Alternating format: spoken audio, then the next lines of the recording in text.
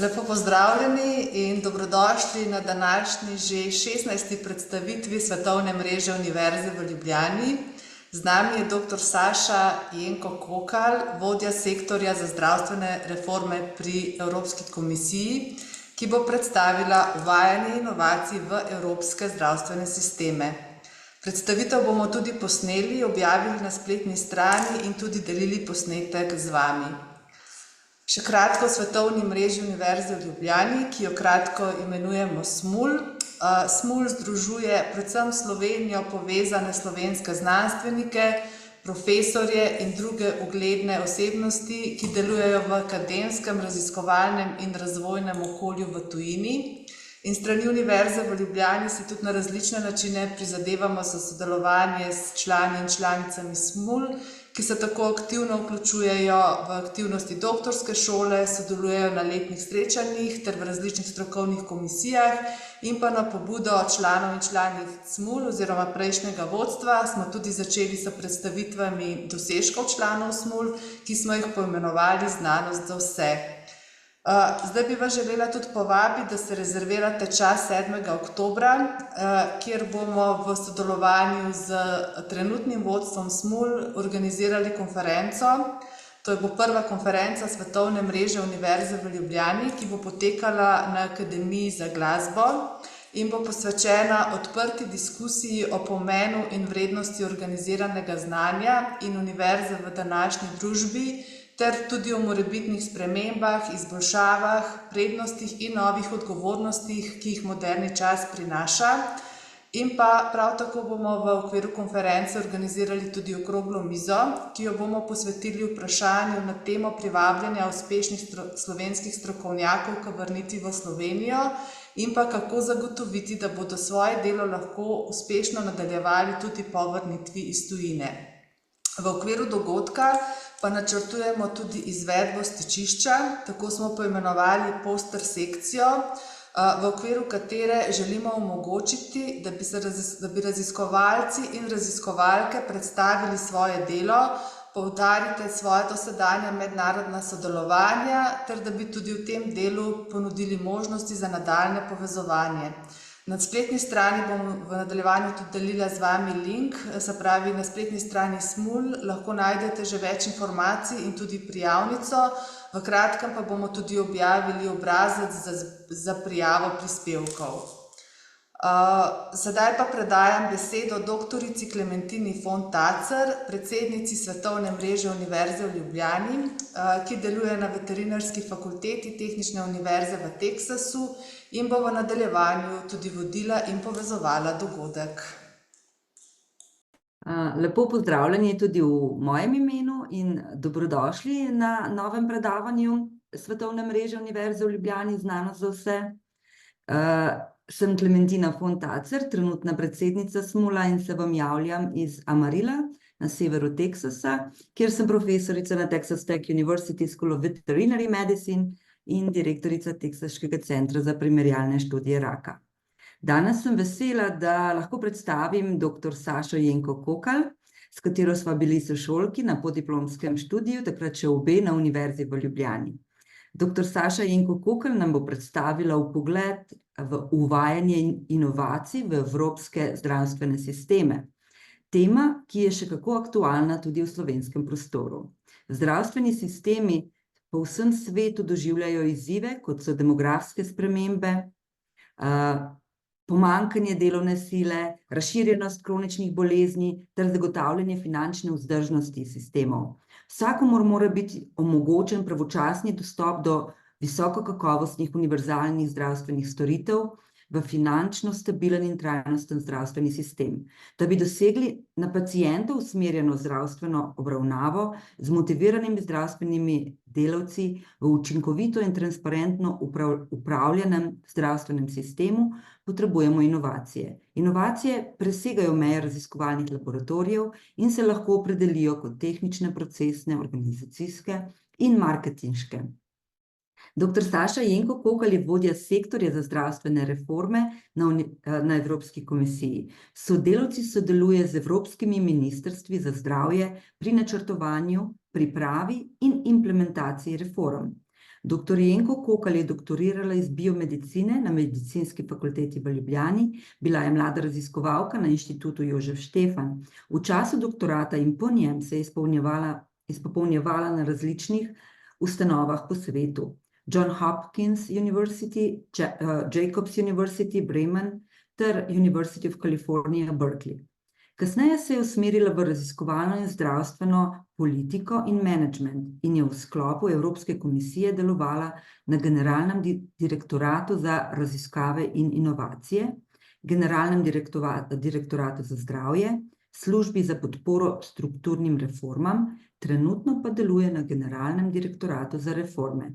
Saša, hvala, ker si vzela čas in veselimo se tvojega predavanja. Tako da beseda je tvoja.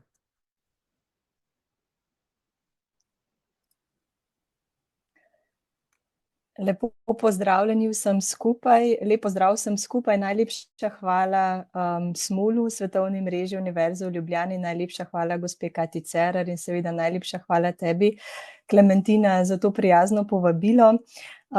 Kot je že Klementina povedala, moje ime je Saša Jenko Kokalj in se vam trenutno javljam iz Bruslja.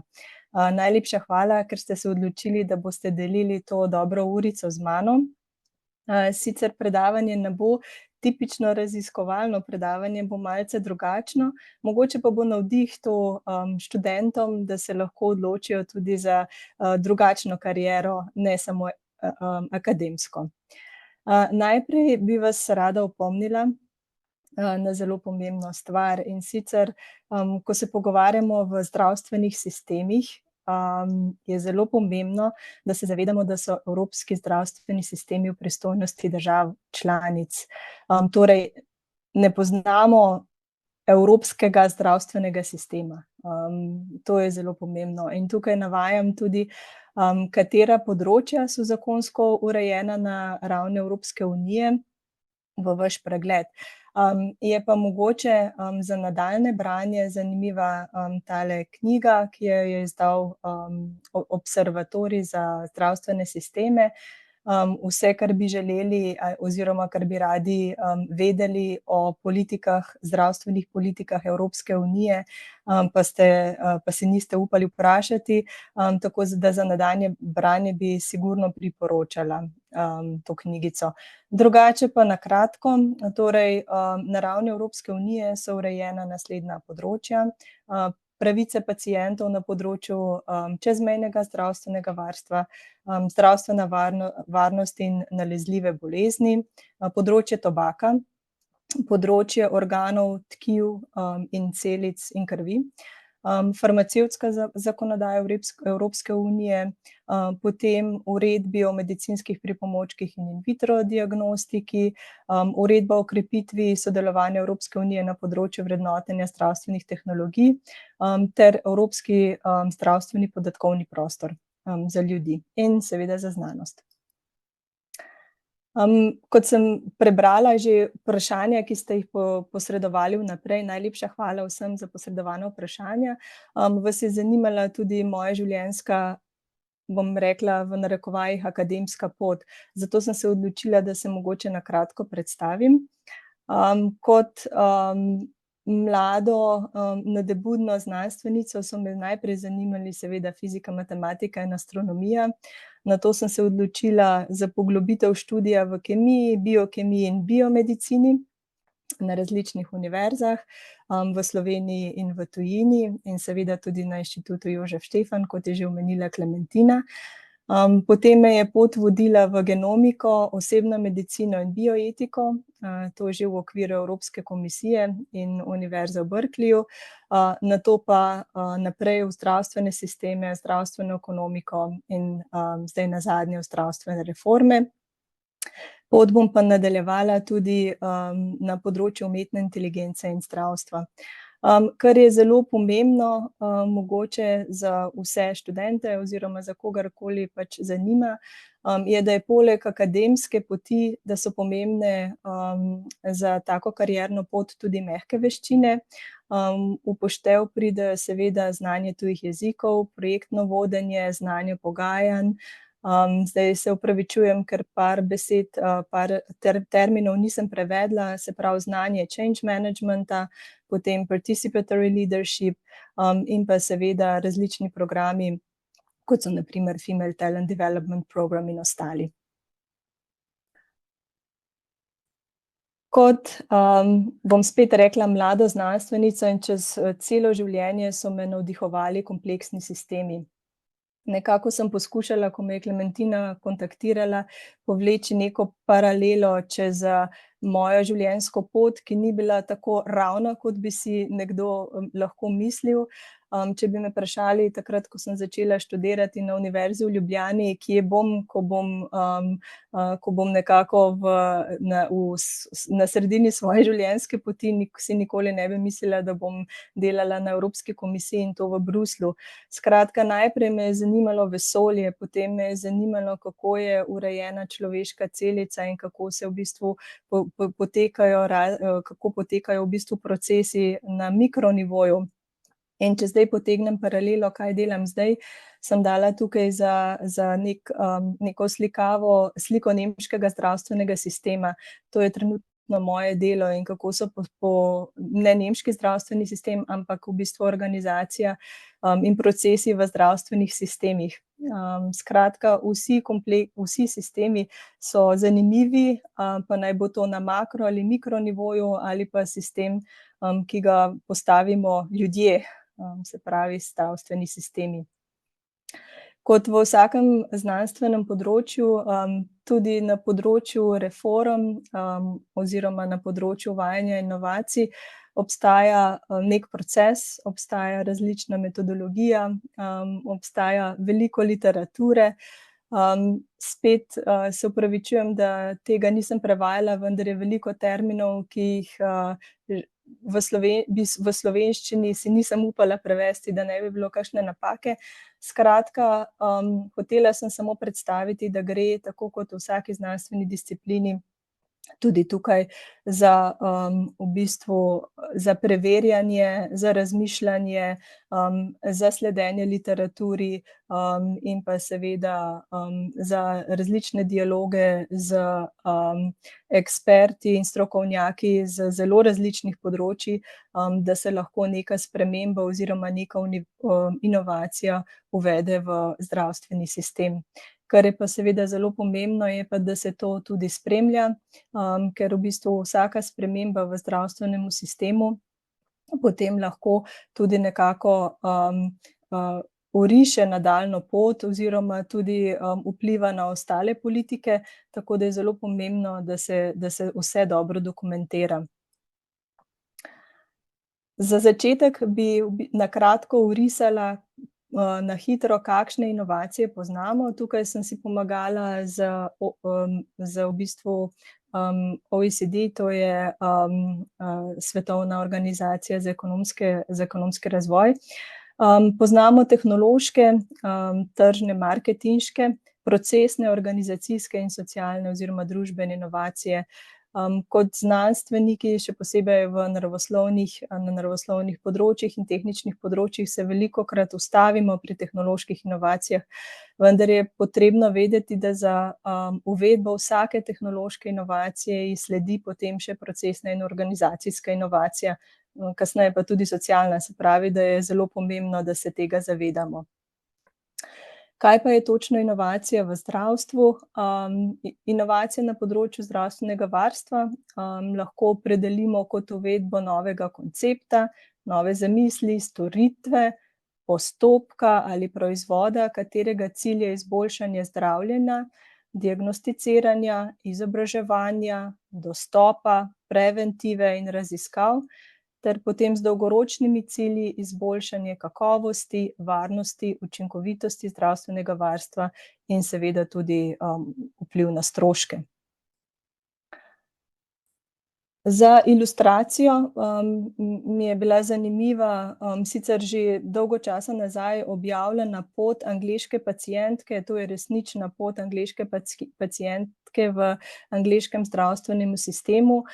Gospa je obolela za rakom in kot vidite, si tukaj lahko je v bistvu orisano, kako kompleksna je pot pacienta v zdravstvenem sistemu. Se pravi, na koliko različnih koncev se mora oglasiti, koliko različnih inštitucij, koliko različnih v bistvu postaj.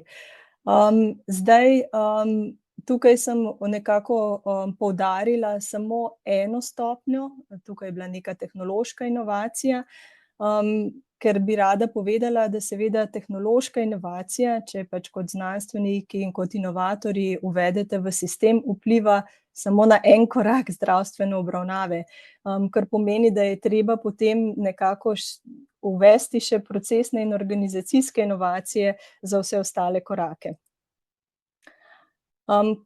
Ker je bilo eno izmed vprašanj, ki ste jih postavili naprej, poslali vnaprej, še enkrat hvala spet za to, kakšen je postopek uvajanja zdravil za napredna zdravljenja in če imajo države že kakšne izkušnje oziroma katere države, vam bom na kratko orisala tudi ta proces. Kot napredno zdravljenje smo opredelili genske terapije, terapije z matičnimi celicami in pa celično in tkivno inženirstvo. In kaj je zdaj potrebno, da pride to do zdravstvenega sistema? Seveda na nivoju raziskovalcev in inovatorjev so najprej potrebne predklinične in pa klinične študije. Seveda to sem zdaj opredelila za evropske zdravstvene sisteme. Potem v bistvu se v bistvu vso to dokumentacijo vloži in se zaprosi Evropsko agencijo za zdravila za pridobitev dovoljenja. Zdaj tukaj je v bistvu to samo ena inštitucija v Evropski uniji, to je Evropska agencija, ki pa deluje seveda skupaj z nacionalnimi agencijami za zdravila. Na to, se pravi, ko je v bistvu enkrat zdravilo ovrednoteno s strani agencije, da je to zdravilo varno, je potrebno v bistvu z naslednjim nadaljevati postopek z vrednotenjem te zdravstvene tehnologije. Kaj to pomeni? To pomeni, da se je potreba vprašati, ali je tehnologija varna in kakovostna, kako jo lahko učinkovito uporabimo, ali to tehnologijo resnično potrebujemo, kakšen vpliv ima ta tehnologija na zdravje ljudi, kakšen vpliv ima na zdravstveni sistem, potem tudi, ali lahko deluje v našem kontekstu, se pravi v naši državi, in kakšen je potem vpliv na celotno družbo. Gre morda tudi za prenos stroškov med različnimi sektorji. To vrednotenje zdravstvenih tehnologij je v bistvu domena nacionalnih zdravstvenih sistemov. Se pravi, agencije za vrednotenje zdravstvenih tehnologij delujejo v koordiniranem, se skupaj povezujejo in potem vrednotijo zdravstveno tehnologijo. Šele ko je v bistvu zdravstvena tehnologija ovrednotena, se na nivoju spet držav članic, vsake države članice posebej, določi cena storitve oziroma cena zdravila. Spodaj na prosojnici oziroma na slajdu sem pripela tudi v bistvu tak postopek iz Evropske agencije za zdravila, ki je razložen na zelo poljuden način. Kar je zelo zanimivo, je, da Evropska agencija za zdravila pomaga znanstvenikom in pa znanstvenim inštitucijam, se pravi ne samo farmacevtskim tovarnam in malim podjetjem, ampak tudi znanstvenim inštitucijam, še posebej na področju naprednih zdravil z nasveti. Tako da se lahko tudi posamezni konzorciji prijavijo in ravno sedaj imajo razpis, ki je odprt do 24. aprila, če bi slučajno koga zanimali. Vse informacije so dostopne na spodnjih linkih. Če gremo nazaj, če se povrnemo nazaj na obravnavo bolnice z dolgotrajno boleznijo in na moje sporočilo, da tehnološka inovacija vpliva na en korak zdravstvene obravnave in da potem nov način obravnave zahteva še procesne in organizacijske inovacije, bi vas povabila, da si na kratko še enkrat ogledamo to shemo. nemškega zdravstvenega sistema. Slovenski zdravstveni sistem ni tako kompleksen, ampak je vendarle zelo kompleksen. In kar je v bistvu naše delo potem, je, da te puščice, ki jih vidite tukaj, ki povezujejo različne inštitucije in različne prenose podatkov, nekako poskušamo organizirati na boljši način in prilagoditi uvedbi nove tehnologije oziroma inovacije v sistem. Za ilustracijo bi vam podala par primerov, ki so mogoče še malo, da bodo malo na različnih področjih. Prvo področje je seveda zelo tesno povezano z našim oziroma z našim študijem tudi genomike. Nemško ministrstvo za zdravstvo nas je zaprosilo, se pravi Evropsko komisijo in pa DigiReform, za pomoč pri uvedbi genomike v nemški zdravstveni sistem na področju redkih bolezni in raka. Prosili so nas, če jim lahko pomagamo povezati raziskovalni zdravstveni sektor. Sami so imeli že zagotovljena sredstva za nakup infrastrukture.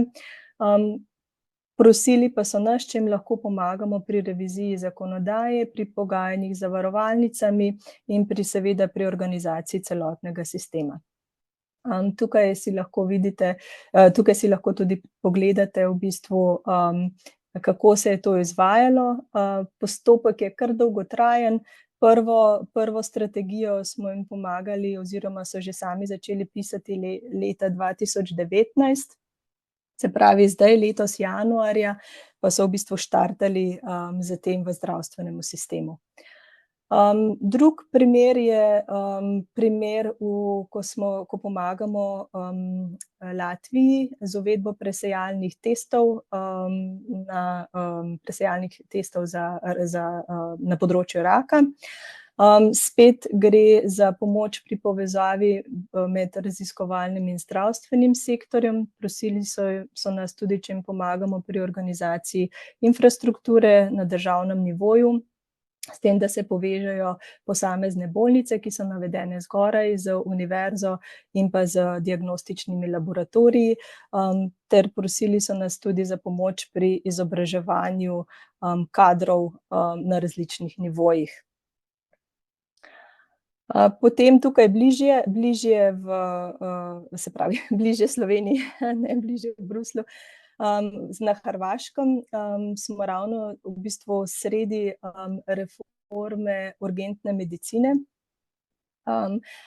Sosedje so prosili v bistvu DigiReform že kar dolgo časa nazaj pri pomoči najprej pri digitalizaciji zdravstva, potem smo ugotovili, da na področju urgentne medicine posamezni deli niso povezani med sabo, se pravi, da oprema v reševalnem vozilu ni zmožna pogovora z opremo v posameznih bolnicah, kaj šele, da bi se v bistvu reševalna vozila lahko povezala z helikopterjem ali z barko. Skratka, šlo je za neko veliko strukturno reformo, ki je trajala tudi več let.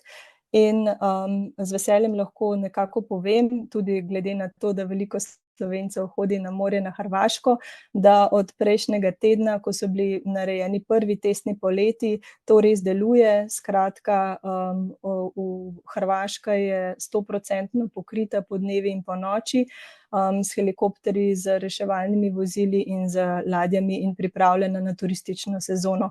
Upam, da ne bo veliko potrebe med vami, ampak vedno je lažje dihati, če se odpravimo na počitniško destinacijo, kjer ima urejen sistem urgentne medicine. Potem še en primer mogoče je bila pa uvedba triažnega sistema z umetno inteligenco na Danskem, spet v urgentni medicini, ki pomaga v klicnem centru operaterjem pri odločitvi. Se pravi, gre za Clinical Decision Based Making Model. To so uvedli že kar nekaj let nazaj. in so spremljali, in kar so ugotovili, je, da v bistvu sistem povprečno identificira 10% več primerov, in pa tudi nekako so zabeležili, da gre za 4-kratno izboljšanje preživetja bolnikov z nenadnim zastojem srca. Kje stojijo zdaj? Zdaj gre predvsem spet za nekako izobraževanje vseh operaterjev, tukaj je šlo samo za področje Kopenhagna, zdaj gre za izobraževanje še ostalih operaterjev, in pa predvsem v bistvu izobraževanje ne samo operaterjev, tudi ostalih zdravnikov, kako in na kakšen način se v bistvu s tem, z sistemom umetne inteligence deluje in kaj so prednosti in slabosti. Potem pa na koncu pa samo še za oris ene kratke, mogoče zanimive socialne inovacije. Tukaj je pa v bistvu spet že dolgo časa nazaj, že pred 10 leti so nas kontaktirali nogometni klubi posameznih držav, in sicer takrat še Anglije, Nizozemske, Portugalske in Norveške. In sicer so nekako prišli do zavesti, da njihovi navijači, da v bistvu, da zdravstveno stanje navijačev ni rožnato in da bi radi nekaj naredili tudi za njihove navijače, ne samo za njihove igralce. In so se odločili v bistvu skupaj z centri javnega zdravja narediti program, kjer so na igrišče, na nogometno igrišče povabili navijače, in so jim v bistvu dodelili enako ekipo, kot jo imajo profesionalni igralci, se pravi, šlo je za trenerja, nutricionista in vsa ostala ekipa. Jaz žal nogomet spremljam samo zelo od daleč, tako da vam lahko bolj od daleč orišem, ampak kar je bilo tukaj pomembno je, da so v enem letu, kot je trajal program, so uspeli navijače spraviti na igrišče, postali so fizično aktivni, njihovo zdravstveno stanje se je zelo izboljšalo. Tukaj je šlo sicer pred leti za tehnično inovacijo, ker so jim vsak navijač je imel tudi tako majhno napravico, ki je bila seveda danes, to bi bilo vse na smartphonu, ampak to jih je zelo zmotiviralo, tako da so v bistvu spravili na igrišče ne samo v eni državi, ampak v parih državah. Kot posledica je bila v bistvu je Portugalska nogometna federacija uvedla to v zdravstveni sistem, tudi kot neko recimo aktivnost, fizično aktivnost za moške srednjih let. In kot vidite, letos oziroma lansko leto je bil objavljen tudi znanstveni članek, ko so evaluirali to metodo in ugotovili, da ta metoda nekako res deluje. Skratka, zdaj sem vam v bistvu s parimi temi orisi različnih inovacij sem vam poskušala nekako pokazati, da je nekako spekter teh inovacij zelo širok. In tudi, da ko imamo enkrat tehnološko inovacijo, za katero je potrebno zelo veliko časa, veliko znanja, potem v bistvu potrebujemo še ostale strokovnjake, da nam to inovacijo nekako pomagajo uvesti v sistem še iz ostalih področij, in da je lahko ta inovacija dostopna, na široko dostopna vsem državljanom. Da se vrnem nazaj, kjer sem začela, skratka, ne glede na to, kako gledamo v bistvu, ali gledamo na sistem, ali gledamo na sistema fizike in astronomije, na vesolje, se pravi na makronivoju ali na mikronivoju v kemiji in biomedicini ali v zdravstvenih sistemih, vedno gre za zelo veliko parametrov, za zelo veliko različnih zunanjih dejavnikov, na katere moramo pomisliti, ko izvajamo eksperiment oziroma ko izvajamo različne inovacije in ko vpeljujemo inovacije v kompleksne sisteme. kot paralelo, ker v bistvu takrat, ko sva še s Klementino študirali na podiplomcu, je bila moja tema proteinska kristalografija, zato bom nekako potegnila paralelo med kristalografijo in pa med sistemi, med tem, v čemer trenutno delujem danes. Se pravi, tako kot v raztopini proteinov, tako tudi med ljudmi, ko enkrat nekako napovemo, da bo šlo za spremembo, pride do krešenja mnenj, in seveda potrebna je neka faza diskusije, potrebna je faza pogajanj. Potem naprej v tej fazi diskusije in pogajanj je potrebno, da se zajame čim širši spekter deležnikov, tako da se lahko zajame vse strokovnjake z različnih področij in se nekako vrednoti inovacijo z različnih spektrov, se pravi ne samo z tehnološkega, ampak tudi z družbenega in etičnega in seveda tudi vse posledice. Potem, kar je vedno pomembno, je tudi, da se v bistvu pridobi oziroma da se nekako poveže med sabo strokovnjake, ki razumejo določeno spremembo in pomagajo pri izvedbi te spremembe in pri uresničitvi te spremembe. In seveda na koncu, če je ta sprememba uvedena na nekak transparenten način, potem lahko v bistvu nekako požanjemo tudi sadove. Seveda se to ne konča tukaj, zaradi tega, ker potem je potrebno tudi meriti, kako različne inovacije vplivajo na različne sisteme, tako da, kot sem že na začetku povedala, je to dolgotrajen postopek. Vprašanje, ki sem ga dobila, je bilo tudi, na kam se lahko študentje obrnejo oziroma na kakšen način je možno nekako priti do dela na evropskih inštitucijah. Tukaj vam podajam stran. Sama sem v bistvu takrat, preden sem zagovarjala svojo doktorsko disertacijo, je bil razpis, objavljen splošni razpis, na katerega sem se prijavila, in seveda nisem nikoli razmišljala o tem, da bi delala na Evropski komisiji. Nekako, ker sem se prijavljala takrat, ko sem delala tudi doktorsko disertacijo, vprašanja na področju kemije, biologije in fizike niso bila pretežka, sem se mogla pa naučiti vse o tem, kako Evropska unija deluje in vsa ostala področja.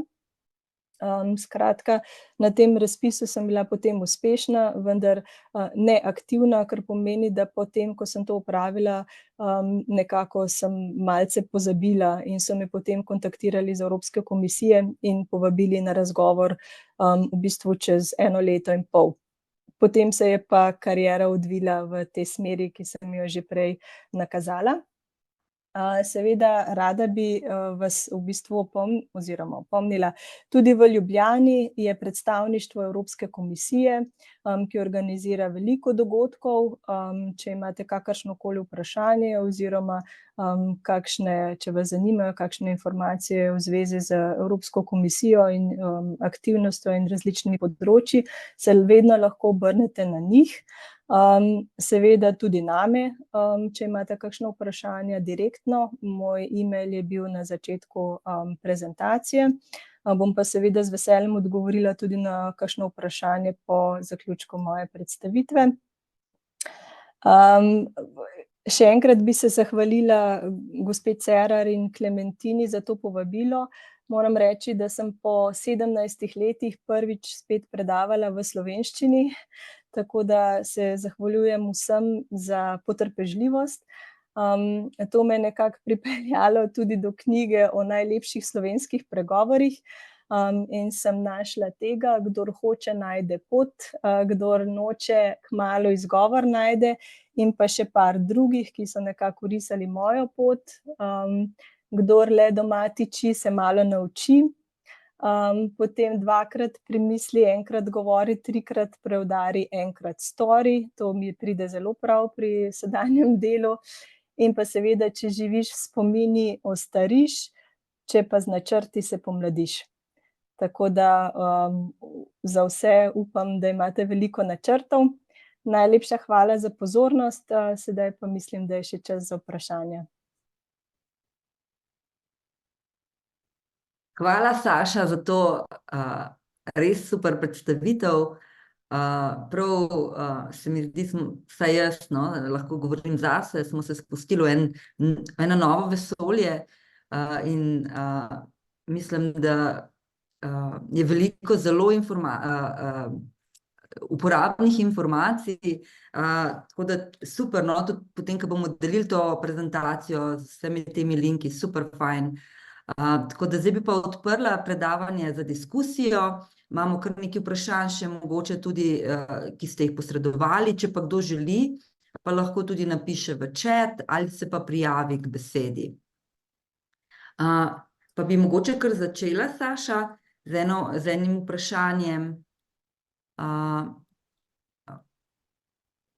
ki ste ga posredovali, ki se mi zdi tudi zelo relevantno, in sicer ali in če se da, kako se pri vpeljevanju teh inovacij upoštevajo različne družbene skupine, predvsem tudi v biomedicini pogosto marginalizirane družbene skupine. Pa bom pol se še navezala z enim drugim vprašanjem. Mogoče ti bom dala najprej kar besedo. Najlepša hvala, Klementina, in pa seveda najlepša hvala za vprašanje. Seveda se poskuša čim bolj upoštevati vse, tudi marginalizirane družbene skupine.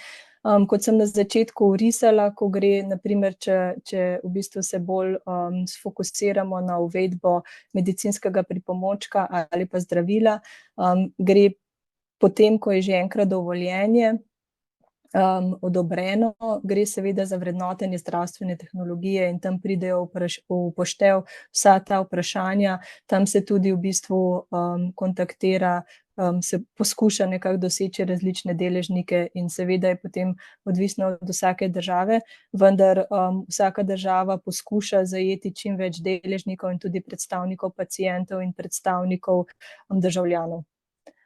Tako da sigurno se poskušaš zajeti v čim boljšem številu oziroma v čim boljšem spektru. Namen je sigurno tam, da se poskuša zajeti. Zdaj, trenutno ne vidim še nobenega drugega vprašanja v živo, bi pa sem se navezala na tukaj. Veš kaj, mene zanima, recimo pri redkih boleznih, kjer zadevajo določene spremembe majhno število pacientov in premiki so proti novi terapiji velikokrat vodeni oziroma jih poganjajo starši otrok s temi boleznimi. In me zanima, kako vi lahko pomagate pri tem in koliko imate teh primerov in pa kdo to financira potem, recimo celoten ta postopek, kako, če malo lahko orišeš. Hvala, Klementina. Zdaj sama nisem strokovnjakinja prav na področju redkih bolezni, tako da lahko v bistvu nekako bolj iz makroperspektive orišem. Seveda pri redkih boleznih so v bistvu so slučaji ponavadi zelo težki. Tudi pri redkih boleznih starši poganjajo, drugje pri ostalih težkih boleznih pa bolniki. Vedno potrebuje v bistvu nek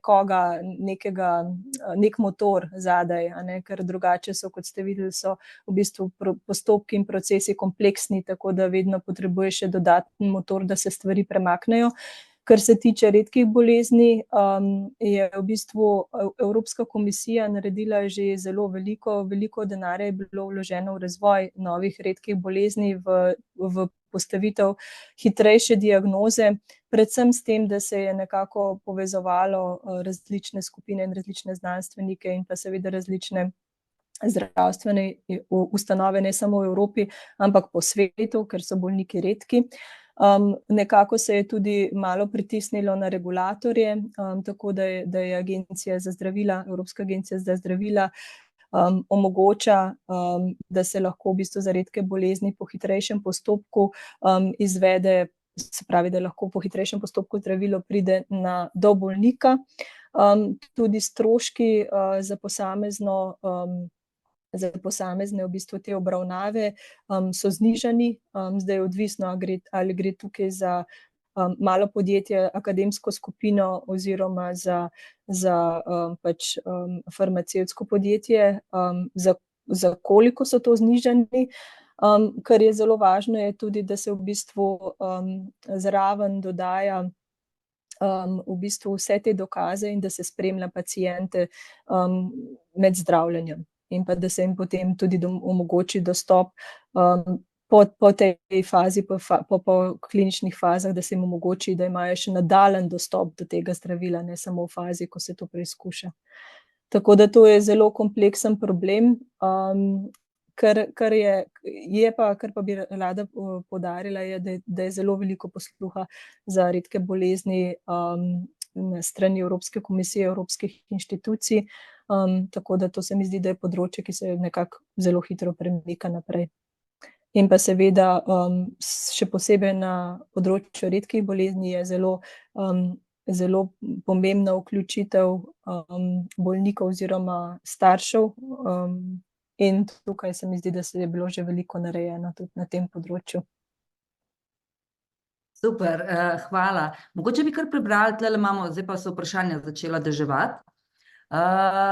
Katere inovacije evropskih zdravstvenih sistemov, ki jih lahko pričakujemo v bližnji prihodnosti, bodo omogočile lažjo dostopnost zdravil za napredno zdravljenje?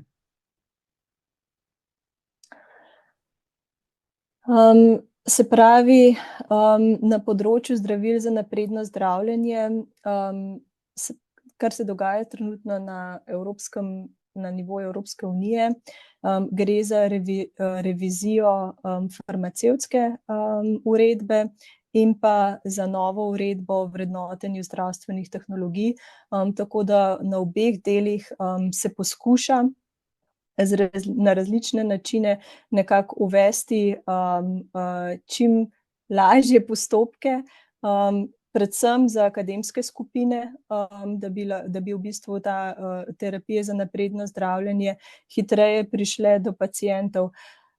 Kjer se mi zdi, da je še vedno potrebno veliko inovacije, predvsem novi inovativni načini plačila, kako se v bistvu to uvede v zdravstveni sistem in kako se potem v bistvu to povrne, ker napredno zdravljenje je v bistvu idealna priložnost za bolnika, ker ponavadi je to, se pač, se pravi, nisem strokovnjakinja, ampak ni potrebno dolgotrajno zdravljenje, vendar se to na enkraten način aplicira, in tako da v bistvu je to drugačen način, kot načini, ki obstajajo že za trenutno zdravljenje, na primer rakavih bolnikov. Zato je potrebno predvsem inovacija načinov plačila, se pravi, ta reimbursement pa payment models je treba v bistvu tudi na drugi strani sistema, je potrebno na drugačen način opredeliti in uvesti to v sisteme. Se pravi, gre za tehnološke inovacije, potem na procesne inovacije na nivoju regulatorjev. Tukaj se veliko dogaja, tudi EMA, se pravi, Evropska agencija za zdravila, nekako pomaga z nasveti, z različnimi delavnicami, s tem, da se v bistvu poskuša skoordinirati različne tudi akademske skupine, tako da je nek push and pull na vseh straneh, se pravi, na strani regulatorjev in pa tudi na strani, kar se tiče pa zdravstvenih sistemov, pa tukaj nekako se mi zdi, da mogoče so Nizozemci najbolj napredni, kar se tiče povračila stroškov in novih inovativnih modelov. Ja, kot pa sem že prej omenila, pač nisem strokovnjak na področju redkih bolezni in pa tudi ne na naprednih zdravilih. Če pa so specifična vprašanja, pa seveda z veseljem se povežem z kolegi, ki delajo na tem področju in pomagam. Super. Potem je tole eno vprašanje, ki se navezuje na en primer, ki si ga predstavlja, in sicer primer na Hrvaškem. Zanima me, koliko sredstev je prispevala Evropska unija za postavitev helikopterske NMP na Hrvaškem, ter ali je bil prekopiran sistem oziroma model delovanja iz kakšne druge države? Hvala za vprašanje. Kar se tiče helikopterske službe, je bil to minimalen doprinos Evropske komisije. Skratka, gre v bistvu za porabo kohezijskih skladov. Mislim, da je šlo, ne vem točno, ampak približno ranga 10 milijonov. Vse ostalo je šlo iz nacionalnih sredstev. Kar je pomembno, je, da v bistvu, kar smo pomagali pri Hrvaški, je ne pri nakupu posameznih helikopterjev, vendar pri nakupu storitev helikopterske urgentne pomoči kot trenutno rešitev, seveda pa sedaj v bistvu delujemo na dolgotrajnem modelu, kjer bo šlo potem tudi kasneje za nakup helikopterjev in pa ostale infrastrukture. Drugo vprašanje je bilo pa, sem pa pozabila, Klementina, oprosti, podvprašanje. Ne, saj to. Koliko je prispevalo, pa če bi prekopiran kakšen drug model. Ja, zdaj model. Ja, hvala. Modelov ponavadi ne kopiramo, ker je vsak kontekst drugačen, vsak zdravstveni sistem je samosvoj, so pa dobre prakse. Vsaka država mora postaviti pravilna vprašanja, zato da lahko potem nekako omogočimo nek prenos dobrih praks iz ostalih držav, ampak nikoli ne prenesemo cel model iz ene države v drugo državo, ker enostavno so konteksti različni. V primeru Hrvaške so se zgledovali po načinu, kakšno povračilo storitev tudi po Avstrijcih, kako je organiziran sistem po Fincih, Dancih, Čehih, tako da v bistvu, ampak noben ni bil prekopiran samo en model, ampak različna vprašanja so bila postavljena za različne segmente. Ja, se mi zdi super, no, to je tudi v bistvu fajn, da se naredi malo raziskav prej in dejansko implementira potem okolju primerno. Ja, super. Mogoče še tole vprašanje. Kdo so praviloma strokovnjaki, nosilci, ki vodijo, usmerjajo procesne in organizacijske spremembe, ki sledijo oziroma morajo biti skladne s tehnološko inovacijo? Zdaj, odvisno, za kakšno inovacijo gre. Če gre za inovacijo v zdravstvenem sistemu, bodo seveda udeleženi vsi deležniki. Se pravi, če bo šlo za inovacijo na področju digitalizacije, bodo udeleženi sigurno eksperti z področja zdravstvenih sistemov kot organizacije zdravstvenih sistemov, potem posamezna združenja, strokovna združenja, se pravi zdravnikov, sester, bolnikov, potem seveda vladne, se pravi ministrstva, tukaj Ministrstvo za zdravje, za digitalizacijo, potem so udeleženi tudi ekonomski eksperti, skratka gre za nek širok spekter ekspertov, to je cela razširjena delovna skupina, ki potem vodi v bistvu diskusijo in ki diskutira. Procesi so dolgotrajni, na primer, ko je šlo za digitalizacijo spremembo digitalizacije v danskem zdravstvenem sistemu, so potem, ko so imeli že nekako smer nakazano, je potem trajalo še 1 leto, se pravi 1 leto diskusij med posameznimi strokovnjaki z različnih področij, da se je potem res ta sprememba uvedla v sistem. Vsi postopki so dolgotrajni, ker je treba ovrednotiti vse aspekte, ne samo tehnološkega, ampak tudi socialno-družbenega, etičnega, stroškovnega, medsektornega, tako da žal na hitro ne gre. Ja, pa saj do ene mere je tudi dobro pri takih sistemih, a ne, da jih ne obrnemo takoj na glavo. Tako da super. Tukaj imam še eno vprašanje. Tukaj zelo v chatu ni novega.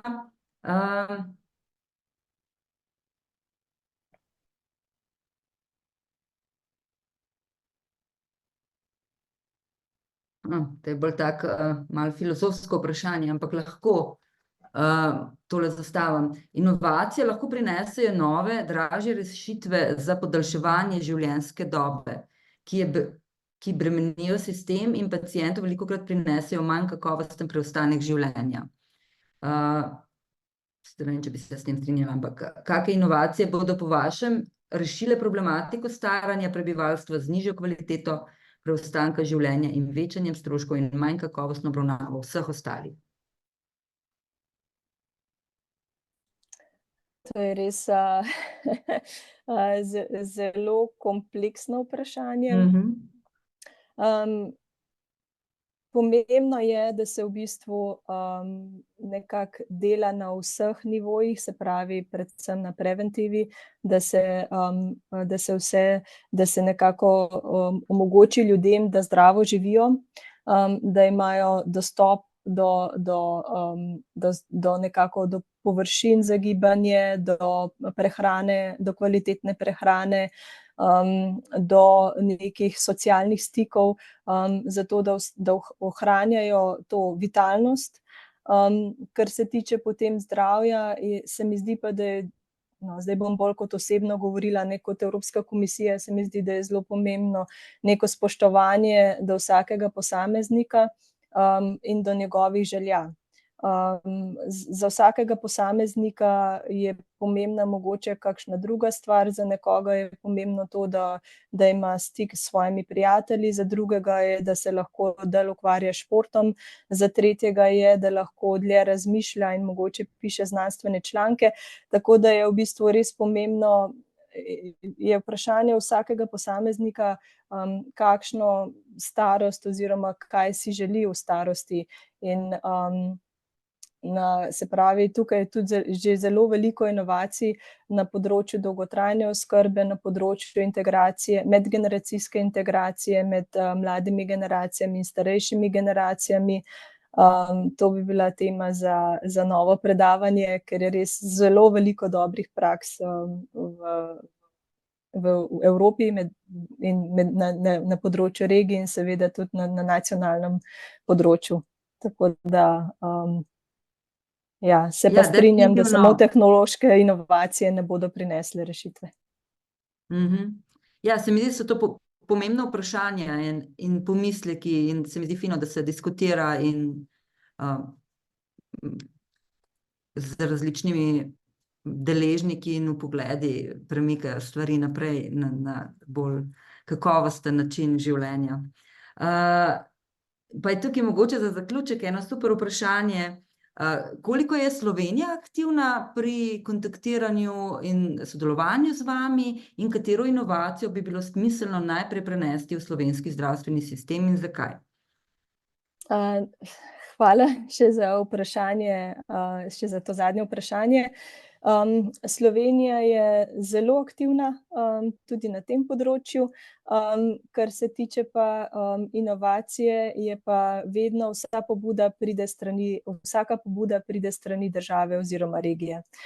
Se pravi, da tukaj mi nikoli ne, mi smo v bistvu v vlogi poslušalca in pa seveda potem pač nudimo tehnično pomoč, morajo pa to strokovnjaki, nacionalni strokovnjaki povedati, kaj točno želijo. Mi jim potem pomagamo to skristalizirati in pa metodološko in finančno izvesti, ampak kaj točno bi radi, pa tako kot sem prej omenila, na nivoju vsakega posameznika in staranja, se mi zdi, da je tudi na nivoju vsake lokalne, regionalne ali nacionalne skupnosti pomembno, da se sama odloči, za kakšno spremembo, v kakšno spremembo bi rada šla in stoji za tem. Mi pa pomagamo na poti.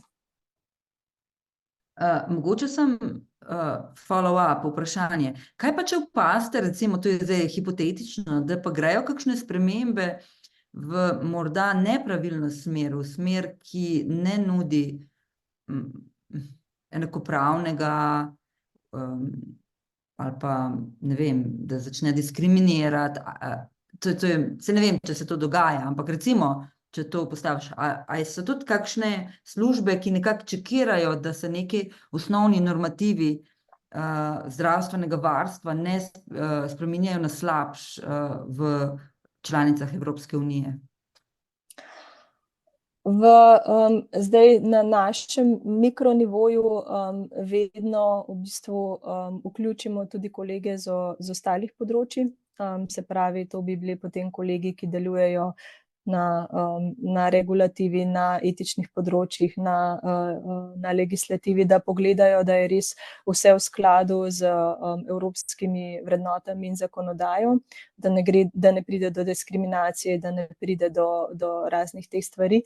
Kot sem povedala, pri vsaki spremembi je treba potem to spremljati in ugotoviti, ker včasih, ko se neka sprememba uvede, kot sem pokazala, tisti sistem je zelo kompleksen, se mogoče na prvi pogled še ne opazi vseh posledic, tako da je treba res imeti določene postopke, kako se to spremlja in potem lahko tudi nekako revidira oziroma popravi. Kar se pa tiče sistema na področju Evropske unije, imamo pa sistem evropskega semestra, kjer se vse države članice spremljajo se posamezni pokazatelji na nivoju populacijskega zdravja, na nivoju zdravstvenih sistemov in se potem izdaja neka priporočila na letni ravni državam članicam, kje so mogoče področja, ki bi bilo potrebno izboljšati in kje so že nadpovprečne. Tudi Slovenija dobi ta priporočila in vse ostale države, potem pa pač je na njih samih, da v bistvu ta priporočila upoštevajo. Tako da, kar se Slovenije tiče, mislim, da sploh potem, ko živim zelo dolgo časa že zunaj, da sem bila vedno ponosna, da prihajam iz Slovenije in da vsak zdravstven sistem ima veliko težav, sploh zato, ker gre za demografske spremembe in za vse ostale spremembe. Slovenski zdravstveni sistem se mi zdi, da je res dobro organiziran, nudi podporo in 100% pokritost celotne populacije, ki je redkost v zdajšnjih časih. So pa seveda malenkosti tu in tam, ki jih je seveda kjer je potrebno iti s časom in pač nekako tudi posodobiti, ampak skratka, jaz vedno ponosno zastopam svojo državo. Zdi se mi pa tudi, da je v Sloveniji tudi zelo veliko dobrih praks, sploh na področju preventive in tudi na področju digitalizacije in ostalih stvari v zdravstvenih sistemih, ki bi jih bilo potrebno nekako bolje tržiti ostalim evropskim državam. Skratka, mislim, da smo lahko ponosni na veliko stvari in da bi jih lahko bolje prodali drugam. Ja, hvala lepa za te pozitivne misli na koncu, kateri moram nekako pritrditi sama. Se mi zdi, vsi, ki živimo v tujini, si vedno mislimo, če pa zbolim, grem pa takoj domov.